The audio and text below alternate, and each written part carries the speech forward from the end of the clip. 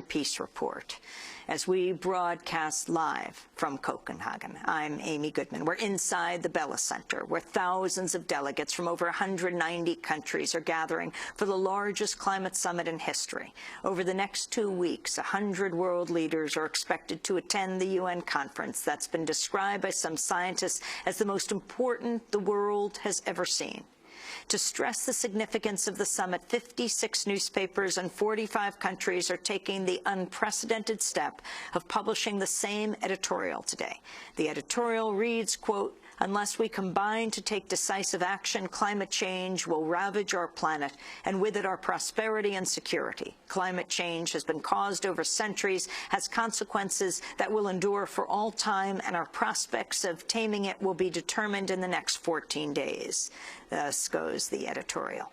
Environmentalists have warned current greenhouse gas emissions commitments are dangerously short of what UN scientists have said are needed to keep average temperatures from rising more than 2 degrees centigrade. But even before the conference began, the hopes of reaching a binding agreement on emissions were abandoned.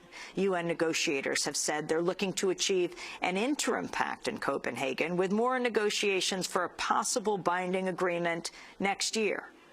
Well, today is the opening day of the summit, and Democracy Now! Is the only daily global TV radio news hour broadcasting from right here inside the Bella Center for the next 2 weeks, bringing you this exclusive coverage from inside the conference with delegates and organizers from outside on the streets, where thousands of activists are converging to call for real solutions to combat global warming. As one side outside the Bella Center said, politicians talk, leaders act. The summit opened this morning with a welcoming ceremony. It began with an address by the Prime Minister of Denmark, Lars Løkke Rasmussen. He was followed by the Mayor of Copenhagen, Ritt Bjerregaard. We have a vision, a goal, in fact, to be the first carbon-neutral capital in the world by 2025. This is surely a great challenge. We have 50 specific initiatives to achieve the city's targets of a 20% reduction in CO2 emissions in the period 2005 to 2015. But Copenhagen is on its way. 97% of all households in Copenhagen have district heating. Nearly 50% of the citizens of Copenhagen ride their bike every day. In Copenhagen, the harbor is so clean that you can even swim in it, although it might be too cold just now. The next speaker of the welcoming ceremony was Rajendra Pachauri, the chair of the Intergovernmental Panel on Climate Change. The group was awarded the Nobel Peace Prize in 2007. Pachauri warned of the dangers of unmitigated global warming. In the 20th century, average global temperature increased by 0.74 degrees Celsius, while sea level rise resulting from thermal expansion of the ocean and melting of ice across the globe amounted to 17 centimeters. With this increase, the Maldives Islands, several other small island states, and low-lying coastal nations like Bangladesh, with land surface barely a meter or two above sea level, would find that every storm surge and major upwelling of the seas represents a serious danger to life and property.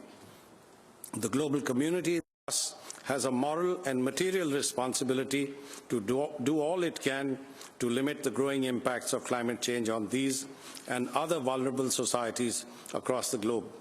Indeed, we need to give practical expression to the provisions of Article 2 of the UNFCCC, which defines the ultimate objective of the Convention as the achievement of, and I quote, stabilization of greenhouse gas concentrations in the atmosphere at a level that would prevent dangerous anthropogenic interference with the climate system, end of quote.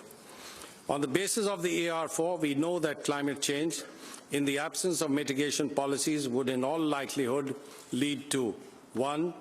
Possible disappearance of sea ice by the latter part of the 21st century, 2. Increase in frequency of hot extremes, heat waves, and heavy precipitation, 3. Increase in tropical cyclone intensity, 4, decrease in water resources due to climate change in many semi-arid areas such as the Mediterranean Basin, Western United States, Southern Africa, and Northeastern Brazil. 5, possible elimination of the Greenland ice sheet and a resulting contribution to sea level rise of about 7 meters. Without mitigation, future temperatures in Greenland would compare with levels estimated for 125,000 years ago, when paleoclimate information suggests 4 to 6 meters of sea level rise.